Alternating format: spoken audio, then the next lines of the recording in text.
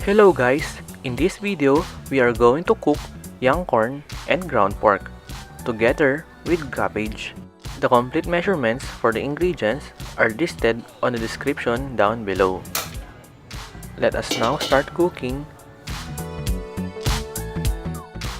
Firstly, we are going to saute the garlic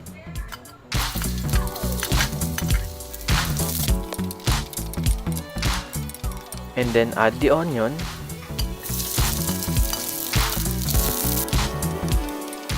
After that, we will add the ground pork. Add soy sauce. Add vinegar.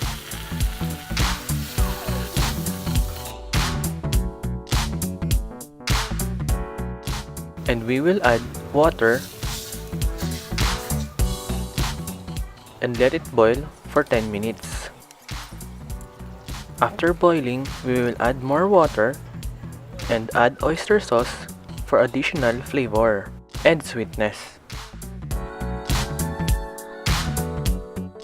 And then boil again for another 5 minutes.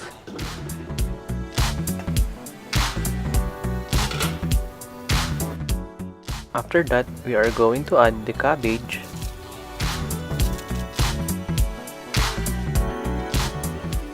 and add water again and going to boil for 5 minutes.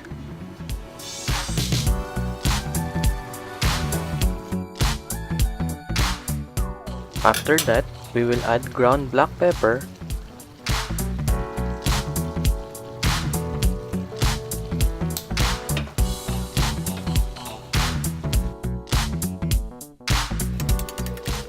and boil again for another 3 minutes.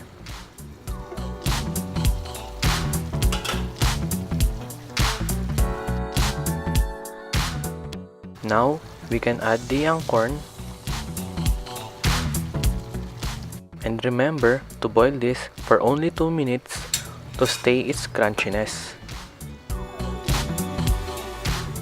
It is now cooked.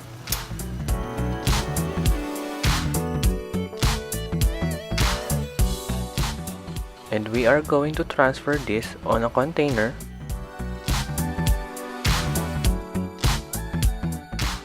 And it is ready to be served. Comment down below if you have other methods of cooking young corn.